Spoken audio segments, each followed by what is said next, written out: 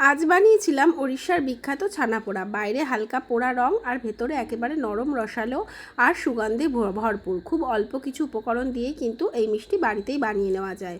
তো প্রথমেই দেখতে পেলে আমি ছানা দিয়ে দিলাম, তার মধ্যে দিলাম চিনিটাকে গুঁড়ো করে দিয়েছিলাম। অবশ্যই তোমরা চিনিটাকে গুঁড়ো করে নেবে।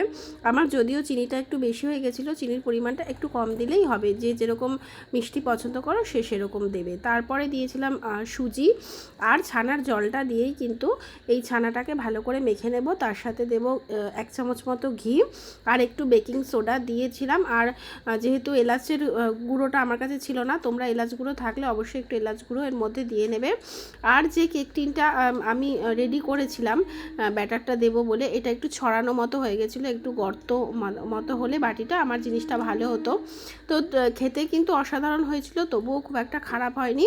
ভিডিওটা ভালো লাগলে লাইক, কমেন্ট আর শেয়ার করে দিও। সহজ সুস্বাদু রেসিপির জন্য আমার সঙ্গে থেকো।